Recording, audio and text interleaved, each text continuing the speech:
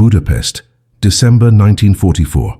While most of the world was focused on the Allied advance through France and the Soviet push from the east, something far darker was unfolding in the heart of Hungary. Imagine a city where every day thousands of Jewish families were being rounded up like cattle, stripped of their names, their dignity, their humanity. Now imagine a single man, dressed in black robes and a scarlet cross, standing between the Nazi death machine and total annihilation. His name was Angelo Rotta, and he was the Papal Nuncio, the Vatican's ambassador to Hungary. But what you're about to discover is not just another story of wartime heroism. This is the story of how one diplomat weaponized international law, forgery, and sheer audacity to become what survivors would later call the Angel of Budapest. By the time you finish this video, you'll understand why this man's name was buried in history and why the world almost let his incredible legacy vanish into silence. To understand Angelo Rotta's mission, you need to understand what Hungary had become by late 1944.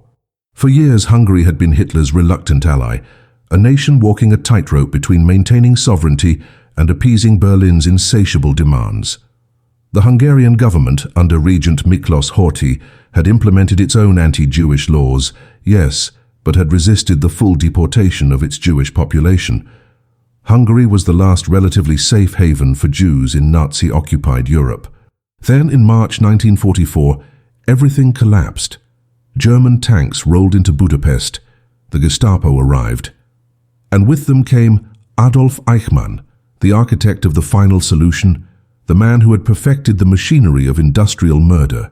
Within weeks, Eichmann's deportation trains began carrying Hungarian Jews to Auschwitz at a pace never before seen, even in the darkest days of the Holocaust. Nearly 440,000 Jews were deported in just 8 weeks. The world watched, and the world did nothing.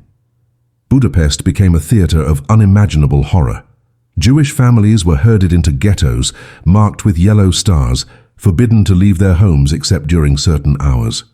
The city's grand boulevards, once symbols of culture and prosperity, became hunting grounds for the Arrow Cross, Hungary's homegrown fascist militia. These thugs, emboldened by Nazi backing, roamed the streets looking for Jews to beat, rob, or execute on the spot. The Danube River, flowing peacefully through the heart of Budapest, became a dumping ground for bodies. Families were lined up on the embankment, shot and kicked into the freezing water. By winter, the river itself seemed to run red. This was not just war. This was systematic extermination, and it was happening in plain sight in a European capital. In the final months of a war the Nazis were already losing. Into this nightmare stepped Angelo Rotta, a 61-year-old Italian priest who had spent decades in quiet diplomatic service. He was not a soldier. He was not a spy. He was a representative of the Holy See, a position that in theory granted him diplomatic immunity and respect, but in practice meant almost nothing to the SS officers who now controlled Budapest. Rotta had arrived in Hungary years earlier, long before the war spiraled out of control, serving as the Pope's eyes and ears in a country caught between competing empires. But by late 1944, his role had transformed into something far more dangerous.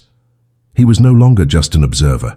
He had become a one-man resistance operation, using every tool at his disposal, including tools that did not officially exist. He was about to turn the nunciature, the papal embassy, into a fortress of hope. What most people do not know is that Rotta was not working alone, and he was not following orders from Rome. In fact, much of what he did operated in a grey zone of Vatican policy, a space where official approval was murky at best. Pope Pius XII had issued vague instructions to help where possible, but Rotta took that mandate and stretched it to its absolute limit. He began issuing protective papers, documents that claimed the bearer was under Vatican protection and therefore immune from deportation. These papers had no legal standing under Nazi law. They were, in essence, sophisticated forgeries blessed by faith and desperation, but Rotta printed them by the thousands, handing them out to anyone who came to his door. And people came. They came in waves, families clutching children, elderly men and women who had lost everything, strangers who had heard whispers that the nunciature was the last place in Budapest where mercy still existed. This is where our story truly begins. The protective papers that Angelo Rotta distributed were not merely symbolic gestures. They were tactical weapons in a bureaucratic war against genocide. Each document bore the seal of the Holy See, ornate stamps, official signatures, and language carefully crafted to invoke international law and diplomatic immunity. To a desperate Jewish family standing at the edge of deportation, these papers were a lifeline. To the SS officers and Arrow Cross thugs enforcing Nazi orders, they represented a complicated problem. The Nazis, for all their brutality, were obsessed with procedure and legality, twisted as their version of it was. They wanted their extermination to appear orderly, justified, documented. A Vatican protection letter created confusion, delay, and most critically it created time. Time for someone to escape, time for someone to hide, time for someone to survive one more day. Rotta understood this instinctively. He was not trying to defeat the Nazi war machine with paper. He was trying to jam its gears, even if just for a moment. But issuing papers was only the beginning of Rotta's operation. As the weeks wore on and the deportations accelerated, he realized that documents alone would not be enough. The Arrow Cross and the SS were becoming bolder, more brazen, less concerned with diplomatic niceties. They began raiding buildings marked as under Vatican protection, dragging people out at gunpoint, tearing up the protective letters and laughing as they did it. Rotta needed a new strategy, something that would go beyond paperwork and into the realm of physical sanctuary.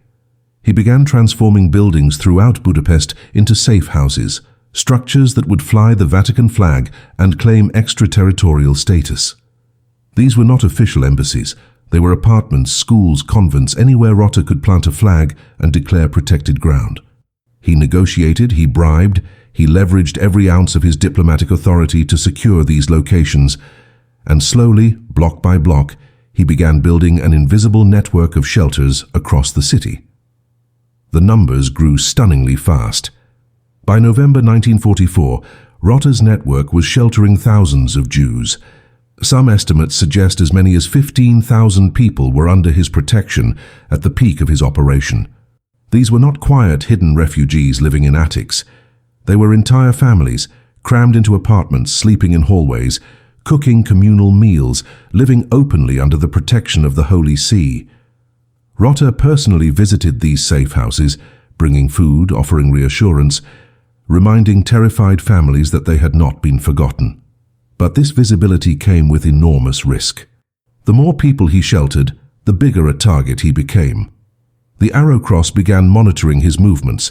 The Gestapo started questioning his authority.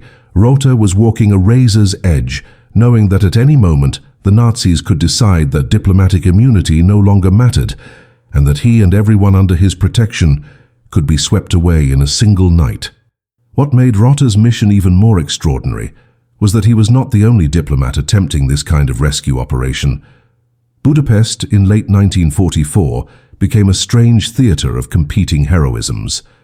Raoul Wallenberg, the Swedish diplomat, was issuing his own protective passes and building his own network of safe houses.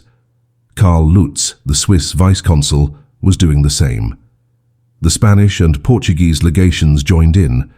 Together, these diplomats created what historians would later call the international ghetto, a patchwork of protected buildings scattered throughout Budapest, each flying a different national flag, each sheltering hundreds or thousands of Jewish refugees. But Rotta's operation was unique in its scale and audacity. While Wallenberg had the backing of the Swedish government and Lutz had Swiss resources, Rotta was operating with minimal support from Rome, relying almost entirely on his own initiative, his own resources, and his own willingness to risk everything. Yet despite this network of protection, the danger escalated daily. In December 1944, the Soviet army began encircling Budapest, trapping the city in what would become one of the longest and bloodiest sieges of World War II. The Arrow Cross, realizing their days were numbered, went into a frenzy of killing. They no longer cared about paperwork or diplomacy. They dragged Jews from protected buildings and executed them on the spot. They marched thousands on death marches toward Austria, shooting anyone who fell behind. The Danube embankments became killing fields. Rotta and the other diplomats raced against time, literally standing in front of arrow-crossed death squads, waving their credentials, demanding they stop.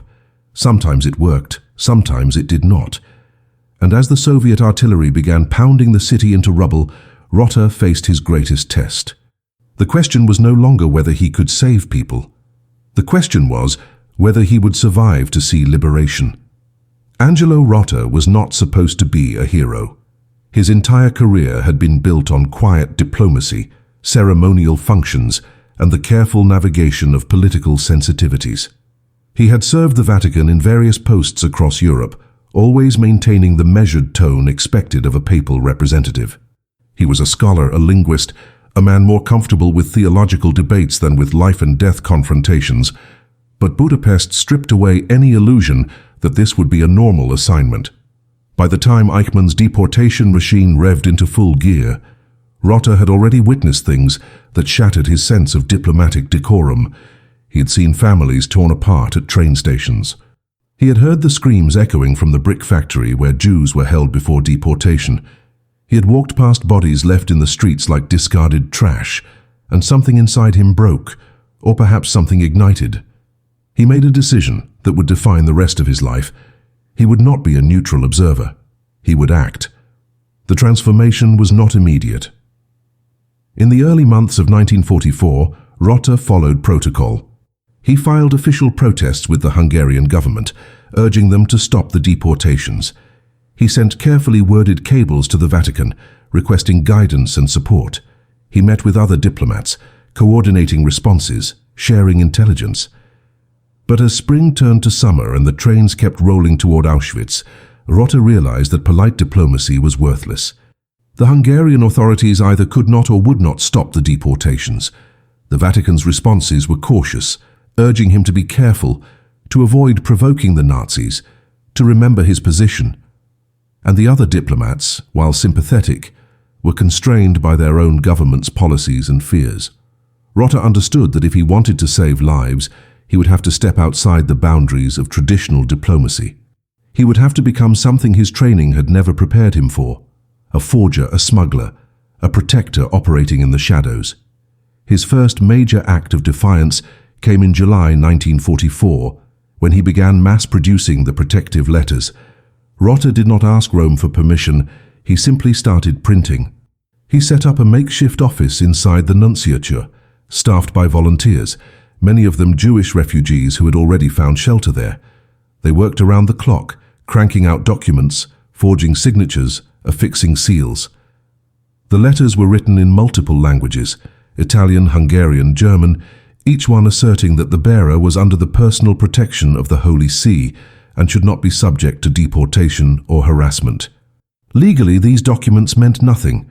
The Nazis did not recognize Vatican authority over Hungarian Jews, but Rotta was gambling on something deeper than law. He was gambling on the residual power of institutional authority, the hesitation that even hardened SS officers might feel when confronted with an official-looking document bearing the Pope's seal. And remarkably, it worked, at least at first. As word spread that the Papal Nuncio was handing out protective papers, the nunciature became a pilgrimage site. Every morning, hundreds of people lined up outside the building, waiting for hours in the brutal summer heat, hoping to receive one of Rotta's letters. The scene was chaotic, desperate, heartbreaking. Mothers held infants, elderly men leaned on canes, teenagers clutched younger siblings. Rotta personally greeted as many as he could, shaking hands, offering blessings, handing over the precious documents. His staff tried to maintain order, but the crush of humanity was overwhelming. People fainted from exhaustion. Fights broke out over places in line. And every day, Rotta knew that for every person he helped, there were dozens more he could not reach. People already on trains, already in ghettos, already beyond saving. The weight of that knowledge was crushing, but he never stopped. He could not afford to stop. But the protective letters were only as good as the people willing to honor them, and by autumn, that goodwill was evaporating fast. The Arrow Cross, emboldened by their alliance with the SS, began treating the documents as jokes. They ripped them up in front of their holders. They beat people carrying them. They raided safe houses flying Vatican flags and dragged families into the streets. Rotta responded by escalating. He began personally intervening in arrests, showing up at deportation sites, confronting Arrow Cross officers face to face. He demanded they respect diplomatic immunity. He threatened to report them to higher authorities, though everyone knew those threats were increasingly hollow. The Nazis were losing the war, and they knew it. The Soviet army was closing in. The only thing the Arrow Cross cared about now was killing as many Jews as possible before the end came. And Rotta stood in their way, a 61-year-old priest in black robes, armed with nothing but moral authority and a refusal to look away. The safe houses that Rotta established were not merely hiding places. They became miniature cities unto themselves, complete with makeshift kitchens, medical stations, schools for children, and even rudimentary synagogues where people could pray in secret. Each building operated under a fragile fiction that it was Vatican territory, immune from Hungarian and German authority. Rotta knew this fiction could collapse at any moment, but he defended it with everything he had. He hired guards, not soldiers, but local men willing to stand at the doors and turn away Arrow Cross patrols. He negotiated with Hungarian officials, reminding them that violating diplomatic sanctuaries would have international consequences, even though both sides knew those consequences were purely theoretical. He enlisted the help of Catholic nuns and priests, people who risked their own lives by sheltering Jews in convents and monasteries. The network expanded organically, driven not by Vatican orders, but by Rotta's personal conviction and the desperate need of thousands clinging to survival. Life inside these safe houses was a study in extremes. On one hand, there was relief. Families who had been sleeping in basements or hiding in attics finally had walls around them, a roof over their heads, and the promise, however uncertain, that they might live to see liberation. Children played in cramped courtyards. Women cooked communal meals from whatever food Rotta and his network could scrounge. Men organized watch shifts, keeping lookout for Arrow Cross patrols. There were even moments of normalcy, birthday celebrations with no cake, improvised music performances, whispered stories told to keep spirits alive. But beneath this fragile routine was constant terror. Everyone knew the protection was temporary. Everyone heard the stories of other safe houses being raided, of people being dragged out and shot. Every knock on the door could be the end. Every sound of boots on cobblestones sent people scrambling to hiding places within hiding places, interior rooms, false walls, cellars beneath cellars. Rotta himself became a fixture in these buildings, a presence both comforting and sobering. He visited as often as he could, sometimes multiple locations in a single day, moving through the city despite the danger. He brought what little food and medicine he could acquire, often using his own money or funds quietly diverted from Vatican accounts. He listened to people's fears, their grief, their anger. He baptized children, not to convert them but to provide an additional layer of protection, a Catholic baptismal certificate that might save a life if the protective letters failed. Some Jewish families accepted this reluctantly, torn between religious identity and survival. Others refused outright, unwilling to compromise even in the face of death. Rotta never pressured anyone. He simply offered what tools he had and let people decide. His presence was a reminder that they had not been abandoned, that someone with power, however limited, was fighting for them. But the situation was deteriorating faster than even Rotta had anticipated. By late November 1944, the Soviet army had encircled Budapest, cutting off escape routes and trapping everyone inside a siege that would last months. The Arrow Cross, sensing the end of their reign, unleashed a final wave of terror. They conducted house-to-house searches, hunting for Jews in hiding. They dragged people from protected buildings regardless of flags or papers. They forced thousands on death marches toward the Austrian border, columns of skeletal figures stumbling through snow and ice, shot if they fell, left to freeze if they could not keep up. Rotta and the other diplomats tried to intervene, racing from one massacre site to another, waving credentials, shouting protests.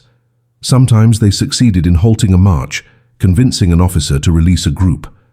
More often, they arrived too late, finding only bodies. The siege itself became another form of hell. Soviet artillery pounded the city day and night, reducing entire neighborhoods to rubble. Food supplies vanished. Water mains broke. Disease spread through the crowded safe houses. People died not from bullets but from starvation, dysentery, cold. Rotta's safe houses, once symbols of hope, became traps. They could not leave without risking immediate execution by the arrow cross. But staying meant enduring bombardment, hunger, and the ever-present threat of discovery. Rotta moved between buildings under cover of darkness, navigating streets filled with debris and bodies, bringing whatever aid he could, knowing it was never enough. He watched people he had sworn to protect waste away. He held children as they died from hunger. And still he refused to give up, because giving up meant admitting that evil had won, and Angelo Rotta was not ready to make that admission. January 1945 brought no relief, only intensified horror. The siege tightened like a noose around Budapest, and the city descended into a medieval nightmare. Buildings burned. Corpses littered the streets, frozen solid in the winter cold. The Arrow Cross, cornered and desperate, abandoned any pretense of order and became roving death squads. They no longer cared about lists or documentation. They simply killed. Jewish men, women, and children were marched to the Danube embankment, lined up along the stone walls and shot at point-blank range. Their bodies tumbled into the freezing river, sometimes still alive, sinking beneath the ice. The riverbanks became slaughterhouses, stained with blood that would not wash away. Witnesses described the sound of gunfire echoing across the water at all hours, a rhythm of death that never stopped. And through it all, Rotta continued moving through the city, a black-robed figure navigating an urban apocalypse, trying to save whoever he could. One of the most harrowing episodes of this period involved the protected houses themselves. The Arrow Cross began systematically targeting buildings flying foreign flags, particularly those under Vatican protection. They believed correctly that these buildings sheltered the largest concentrations of Jews still alive in Budapest. On multiple occasions, Arrow Cross squads surrounded Rotta's safe houses, demanding entry. Sometimes they simply broke down doors, dragging people into the streets. Rotta received frantic messages at the nunciature, pleas for help from families about to be murdered. He would rush to the scene, often arriving to find chaos. Armed thugs shouting, families screaming, children clinging to parents. Rotta would step between the guns and the victims, holding up his credentials, invoking his diplomatic immunity, demanding the raid stop. His physical presence, his refusal to back down, created just enough confusion, just enough hesitation to sometimes buy precious minutes. In those minutes, people fled through back doors, hid in cellars, scattered into the ruins of neighboring buildings. But Rotta could not be everywhere at once. The city was vast, and the killings were happening simultaneously in dozens of locations. He began coordinating with the other diplomats, Wallenberg, Lutz, the Spanish and Portuguese representatives, creating a makeshift emergency response network. They divided the city into zones, each diplomat responsible for certain districts. When a safe house was threatened, messengers would run to the nearest diplomatic compound, and whoever could respond fastest would go. It was an improvised system, chaotic and desperate, but it saved lives. There are documented cases of Wallenberg pulling people off deportation trucks moments before they departed. There are accounts of Lutz standing in front of execution squads, literally placing his body between the guns and the condemned, daring the Arrow Cross to shoot a Swiss diplomat. And there are stories of Rotta arriving at massacre sites, finding survivors hiding among corpses, and leading them to safety through streets still echoing with gunfire. Yet for every person saved, dozens were lost. The scale of the killing during those final weeks was staggering. Historians estimate that the Arrow Cross murdered at least 10,000 to 15,000 Jews in Budapest between December 1944 and February 1945, many of them in the final days before the Soviets liberated the city. These were not anonymous victims. They were people who had survived years of persecution, who had made it through the deportations, who had found shelter in the protected houses, who had believed they might actually live to see liberation. And then, with freedom literally weeks away, they were pulled from hiding and executed. Rotta personally witnessed dozens of these murders. He saw families shot on their doorsteps. He found children's bodies in the snow. The trauma of those weeks would haunt him for the rest of his life, a burden he carried in silence. The breaking point came in mid-January, when Soviet forces finally breached the pest side of the city. The fighting became house to house, street to street. The Arrow Cross and the remaining German defenders fought with suicidal desperation, knowing capture meant execution or prison. Caught in the middle were the thousands of Jews still hiding in safe houses, now trapped between two armies. Soviet soldiers, many of them brutal in their own right, looted buildings, assaulted civilians, and showed little interest in diplomatic immunities. Rotta's protected status meant nothing to them. He had to negotiate all over again, this time with Soviet commanders, explaining that the buildings under his care housed refugees, not combatants. Some Soviet officers understood and left the buildings alone. Others did not care. The liberation Rotta had prayed for turned out to be yet another ordeal, another trial of survival in a city that had become a graveyard. By late January 1945, the eastern half of Budapest, the pest side, was under Soviet control, but the western Buda side remained in German and Arrow Cross hands. The city was split down the middle by the Danube, and the bridges connecting the two halves had been blown up by retreating Wehrmacht forces. Rotta found himself operating in a schizophrenic reality, one half of his network liberated but chaotic, the other half still under Nazi occupation and subject to ongoing massacres. He could not simply celebrate the arrival of Soviet troops. Liberation was not freedom. It was merely a different form of danger. Soviet soldiers looted the safe houses, stealing whatever valuables refugees had managed to hide. They conscripted Hungarian men, including some Jews Rotta had protected, forcing them into labor battalions. They assaulted women, and the Soviet military administration, overwhelmed by the logistics of occupying a devastated city, had little patience for the complexities of protected diplomatic buildings and international law. Rotta had to pivot immediately. His mission shifted from protecting Jews from the Nazis to protecting them from the chaos of post-liberation Budapest. He spent days meeting with Soviet commanders, trying to establish some form of recognized authority for his safe houses. He presented documents, explained the history of Vatican protection, argued that these buildings were sanctuaries that had saved thousands of lives and deserved respect. Some Soviet officers were sympathetic, even impressed. They had liberated concentration camps and ghettos across Eastern Europe and understood what Rotta had done. Others were dismissive or hostile, viewing the church as an enemy of communism, viewing diplomats as potential spies. Rotta navigated these encounters with the same persistence he had shown with the Arrow Cross, refusing to be intimidated, insisting on accountability. Slowly, painfully, he secured a measure of protection for his network, enough to keep the buildings functioning through the immediate post-liberation period. Meanwhile, on the Buda side, the nightmare continued. The Arrow Cross, trapped and facing inevitable defeat, accelerated their killing spree. They raided the remaining safe houses with renewed fury, no longer even pretending to respect diplomatic protocols. Rotta received desperate reports from colleagues still operating on the Western Bank. Entire buildings emptied, families marched to the river, executions at dawn. He could do nothing. The Danube was impassable, and the Soviet army was focused on crushing German resistance, not rescuing refugees. Rotta was forced to wait, helpless, as the final acts of genocide played out mere miles away. He spent hours in the Nunciature chapel, praying, weeping, raging at his own powerlessness. He had saved thousands, yes, but he could not save everyone, and the ones he could not save died screaming his name, believing until the last moment that the Angel of Budapest would appear and deliver them. The Buda side finally fell in mid-February, and when Soviet troops secured the western half of the city, Rotta crossed the river as soon as possible. What he found was unspeakable. The safe houses he had established there were in ruins.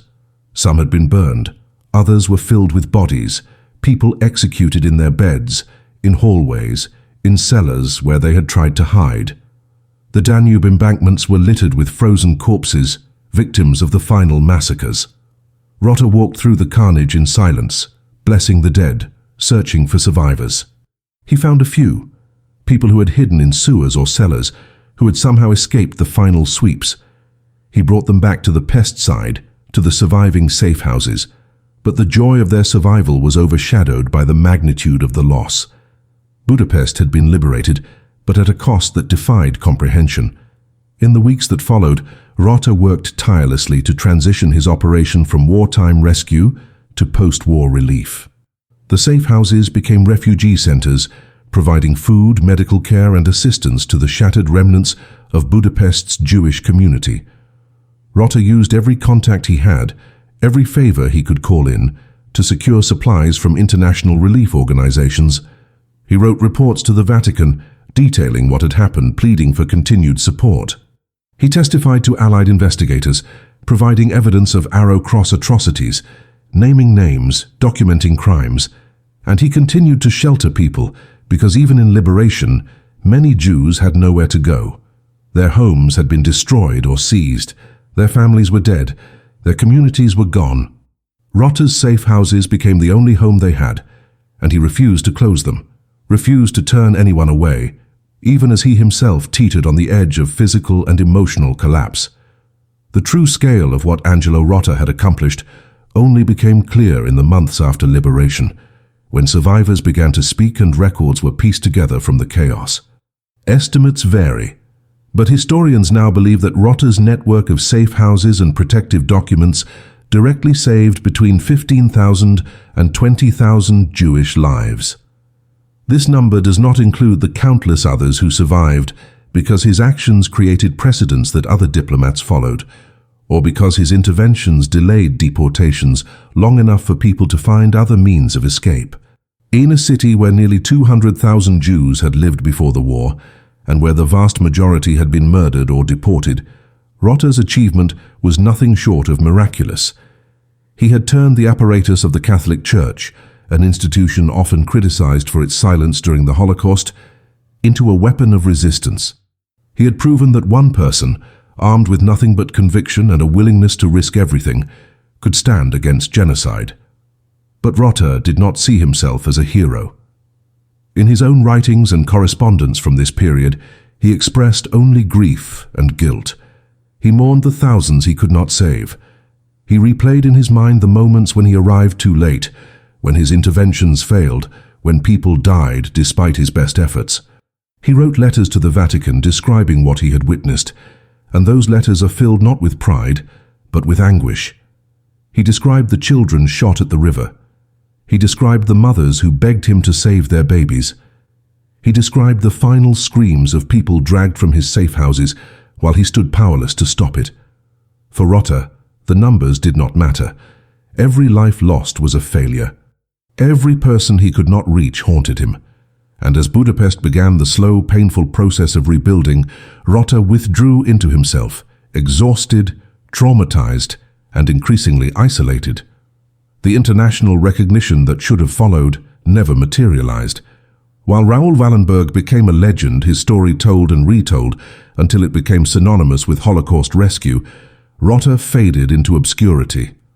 Part of this was timing. Wallenberg disappeared into Soviet custody shortly after liberation, creating a mystery that captivated the world. His absence became his immortality. Rotta, by contrast, remained in Budapest for months after the war, quietly continuing his work, filing reports that few people read, and eventually returning to Rome without fanfare. Part of it was politics. The Vatican in the immediate post-war years was defensive about its wartime record, unwilling to draw attention to individual acts of heroism that might highlight broader institutional failures. Celebrating Rotta meant acknowledging that the Church could have done more, should have done more. And part of it was Rotta himself. He actively avoided publicity. He refused interviews. He declined honors. When survivors tried to thank him, he redirected credit to others, to the nuns and priests who had sheltered people, to the volunteers who had forged documents, to anyone but himself. This self-effacement came at a cost. By the 1950s, Rotta's name had largely disappeared from Holocaust history. Books about the rescue of Hungarian Jews focused on Wallenberg, Lutz and others, mentioning Rotta only in passing, if at all. When Yad Vashem, Israel's Holocaust Memorial, began recognizing righteous among the nations, individuals who had risked their lives to save Jews, Rotta was not among the first honored. It took decades of advocacy by survivors before he was finally recognized in 1977, 32 years after the war ended. By then, Rotta had been dead for 13 years, having passed away in 1964 in quiet obscurity, his extraordinary wartime service known to only a handful of people. He died believing he had failed, unaware that his legacy would eventually be rediscovered. What makes Rotta's story even more remarkable is the institutional obstacles he faced, not from the Nazis, but from his own church. While the Vatican had issued general statements condemning violence and urging mercy, it had also maintained diplomatic relations with Nazi Germany and fascist regimes throughout the war. Pope Pius XII's wartime policies remain controversial to this day, criticized by many as too cautious, too silent in the face of atrocity. Rotta operated in this environment of ambiguity, pushing the boundaries of what Rome would tolerate, interpreting his mandate as broadly as possible, and often acting first and asking permission later. There is evidence that some Vatican officials were uncomfortable with his activities, worried that too aggressive a stance would endanger church interests or provoke Nazi retaliation. Rotta ignored these concerns. He understood that history would not forgive silence, that doing nothing was itself a choice, and that if the church would not act officially, he would act personally. The climax of Rotta's mission came not in a single dramatic moment, but in a series of desperate confrontations during the final weeks of the siege, when the Angel of Budapest became a literal shield between the condemned and their executioners. In early February 1945, with Soviet forces closing in and the Arrow Cross leadership planning their escape to Austria, the fascist militia launched what can only be described as a final killing frenzy. They knew their time was running out. They knew they would face justice for their crimes, and their response was not surrender or flight, but acceleration. If they could not win, they would at least complete what they had started: the total extermination of Budapest's remaining Jews. Safe houses that had stood untouched for months suddenly became primary targets. The Arrow Cross drew up lists of protected buildings and systematically attacked them one after another. In a race against the advancing Red Army, Rotta received word on February 7th that Arrow Cross squads were converging on the largest Vatican safe house, a converted apartment building on Vadaz Street that sheltered nearly 3,000 people. This was not just another raid. This was a planned massacre. The Arrow Cross arrived in force, dozens of armed men surrounding the building, cutting off all exits.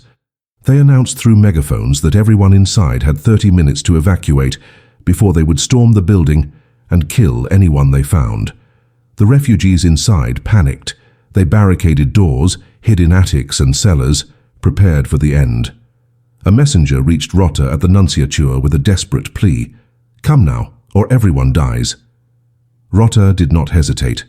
He gathered what remained of his diplomatic credentials, put on his formal robes and scarlet sash, and walked directly into the standoff. Alone, unarmed, a 62-year-old priest confronting a death squad. What happened next became the defining image of Rotta's entire mission, though it was witnessed by only a handful of people and remained largely unknown for decades. Rotta approached the Arrow Cross commander, a young officer named Vilmos Apor, not related to the bishop of the same name, who was known for his particular brutality. Rotta demanded to speak with him. The officer initially refused, telling Rotta to leave or be arrested. Rotta stood his ground. He explained in Hungarian and then in German that the building was under Vatican protection, that the people inside were under his personal guarantee of safety, and that any attack would constitute a violation of international law and a crime against God. The officer laughed. He told Rotta that international law no longer existed in Budapest, that God had abandoned this city, and that the Jews inside would be dead within the hour. Rotta did not argue theology or law. Instead, he did something completely unexpected. He walked past the officer, past the armed guards, and entered the building. Inside, Rotta climbed to the second floor, opened a window overlooking the street, and addressed the Arrow Cross forces below. His voice, trained by decades of delivering sermons in grand cathedrals, carried across the street. He announced that he would not leave the building. If they wanted to kill the refugees inside, they would have to kill him first, and they would have to do it knowing that they had murdered a representative of the Holy See in cold blood, a crime that would follow them for the rest of their lives and into eternity. He invoked the power of the Church, the judgment of history, and the wrath of God. And then he made a practical argument. The Soviets were less than 2 kilometers away. Liberation was hours or at most days away, and anyone who participated in this massacre would be identified, hunted down, and executed as a war criminal. The speech lasted perhaps 5 minutes. When Rotta finished, he remained at the window, staring down at the armed men below, daring them to act. The standoff lasted 3 hours. The Arrow Cross commander radioed for instructions. Higher-ups debated whether killing a papal nuncio was worth the risk. Rotta stood at the window the entire time, refusing to move, his black silhouette framed against the winter sky. Inside the building, 3,000 people held their breath, praying, waiting, preparing to die. And then, as inexplicably as they had arrived, the Arrow Cross withdrew. The commander ordered his men to stand down. They left, cursing, threatening to return, but they left. Rotta had won. He had called their bluff, weaponized their fear of consequences, and saved 3,000 lives with nothing but words and an unshakable refusal to accept evil. When he finally stepped back from the window, survivors rushed to embrace him, weeping, calling him an angel sent by God. Rotta said nothing. He simply blessed them and moved on to the next crisis because the war was not over, and there were still people who needed saving. The aftermath of the Vádas Street confrontation rippled through Budapest's remaining safe houses like a shockwave. Word spread quickly among both refugees and their protectors. Rotta had faced down the Arrow Cross and won. The story grew with each retelling, transforming from a tense standoff into something approaching legend. Survivors spoke of the priest who had stood at the window like a prophet, his voice echoing through the streets, stopping bullets with faith alone. The reality was both more mundane and more extraordinary. Rotta had not performed a miracle. He had simply refused to accept the unacceptable, and in doing so, he had exposed the fundamental weakness of the Arrow Cross regime. They were bullies, effective only when their victims were defenseless. Confronted by someone willing to die rather than submit, someone whose death would carry consequences they could not ignore, they blinked. But Rotta knew this victory was temporary. The fascists would regroup, find softer targets, continue killing until the Soviets arrived. His work was far from finished. In the days that followed, Rotta barely slept. He moved from safe house to safe house, reinforcing defenses, coordinating with the other diplomats, preparing for the final push. The Soviet artillery bombardment intensified, reducing whole blocks to rubble. Food supplies reached critical levels. The protected buildings, overcrowded and undersupplied, became breeding grounds for disease. Typhus broke out in several locations. People died not from bullets, but from starvation and illness, their bodies too weak to survive even after rescue. Rotta organized burial details, negotiated with Soviet commanders for medical supplies, and continued issuing protective documents even though the war was nearly over. He understood that liberation did not mean safety, that the transition from Nazi occupation to Soviet control would be chaotic and dangerous, and that his refugees would need protection for weeks or even months to come. He was already thinking ahead, planning for post-war relief, even as the war still raged around him. The final liberation of Budapest came on February 13, 1945, when the last German and Arrow Cross forces either surrendered or fled across the Austrian border. Soviet soldiers raised red flags over the ruins of Buda Castle. The siege, one of the longest and bloodiest urban battles of World War II, was over. More than 38,000 civilians had died in the fighting, and the city itself was a wasteland.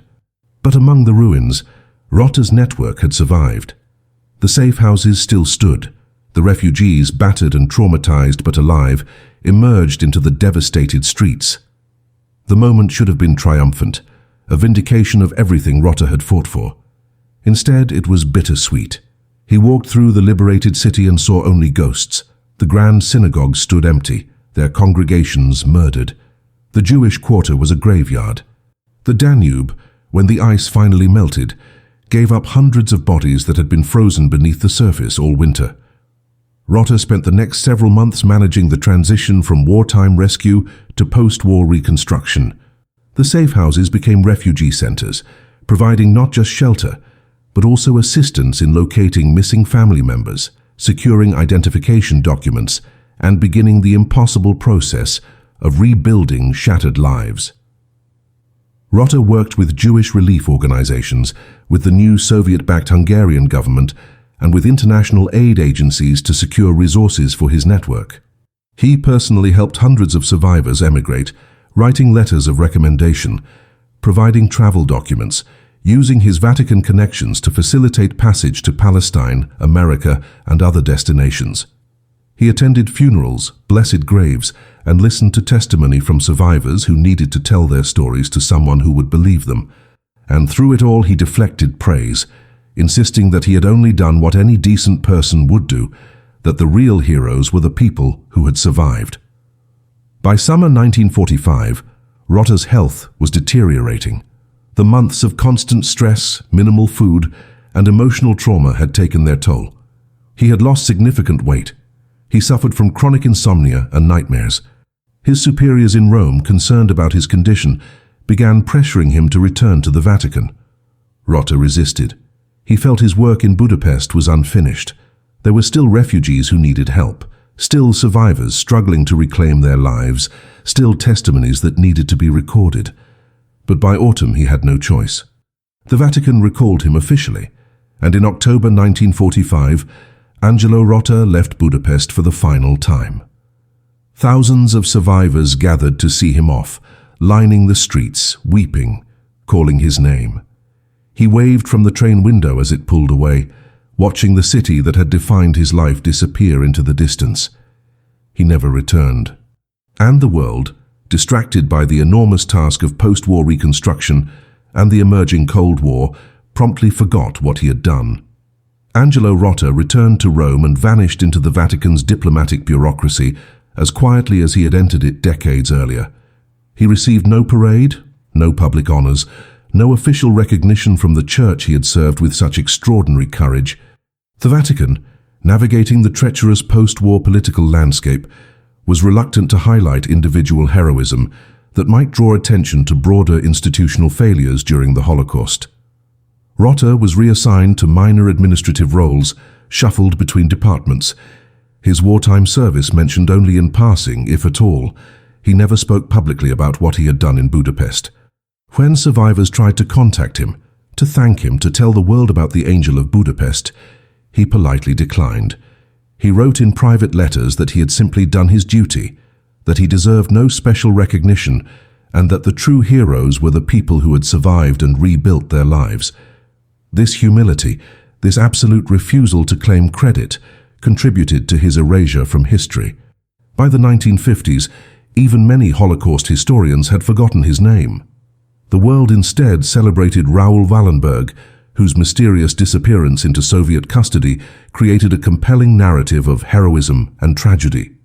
Wallenberg became the symbol of Holocaust rescue, his face on stamps and monuments, his name synonymous with resistance, and Wallenberg deserved every bit of that recognition. But the disproportionate focus on one diplomat obscured the contributions of others who had done equally extraordinary work. Karl Lutz, the Swiss vice-consul, saved tens of thousands, but remained largely unknown outside Switzerland. Giorgio Perlasca, an Italian who impersonated a Spanish diplomat to issue protective documents, was forgotten for decades. And Rotta, who had saved as many lives as any of them, became a footnote. This was not accidental. The Cold War politics of memory played a role.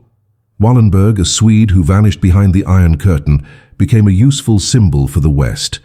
Rotta, a Catholic priest whose church had controversial wartime ties, was less politically convenient. It took the persistence of survivors to bring Rotta's story back to light.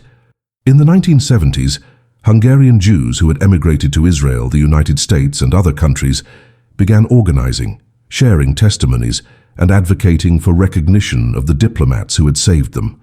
They submitted petitions to Yad Vashem, providing documentation of Rotta's actions, witness statements, copies of the protective letters he had issued. In 1977, 13 years after his death, Angelo Rotta was finally honored as righteous among the nations, the highest honor Israel bestows on non-Jews who risked their lives to save Jews during the Holocaust. A tree was planted in his name at Yad Vashem. Survivors gathered for a ceremony that Rotta himself never knew would happen. They spoke about the man in black robes who had stood between them and death, who had turned the church into a fortress, who had refused to look away when the world did. But even today, Rotta remains far less known than he should be. Search for Holocaust heroes online, and Wallenberg's name dominates. Visit Holocaust museums, and Rotta's story, if it appears at all, is relegated to side panels and footnotes. This obscurity is a tragedy, not just for Rotta's memory, but for our understanding of history. His story challenges the narrative that the Catholic Church was silent during the Holocaust. It proves that individuals within institutions can act with extraordinary courage even when those institutions fail to lead. It demonstrates that heroism does not require military power or political authority, only moral clarity and a willingness to risk everything. And it reminds us that history is written by those who survive to tell it, and that countless acts of courage are lost simply because the heroes never sought recognition, and the world never bothered to remember. Angelo Rotta died in 1964 in Rome, at the age of 81, having lived nearly 2 decades in quiet obscurity after the war. His funeral was a small affair, attended by a handful of Vatican officials and a few survivors who had tracked him down over the years. There were no headlines, no grand eulogies, no recognition of what he had accomplished. He was buried in a simple grave, marked only with his name and the dates of his birth and death. No mention of Budapest. No mention of the thousands of lives he had saved, just another priest who had served the church and passed into history. But in the hearts of the people he rescued, in the children and grandchildren of the families he sheltered, in the collective memory of those who refused to let heroism be forgotten, Angelo Rotta lives on. He remains the angel of Budapest, the man who proved that one person, armed with nothing but faith and courage, can stand against the machinery of genocide and win. His story is not just about the past. It is a challenge to the present, a reminder that evil triumphs only when good people choose silence, and that the choice to act, no matter how dangerous, no matter how unlikely to succeed, is the choice that defines our humanity. That is the legacy of Angelo Rotta. That is the story they almost let the world forget.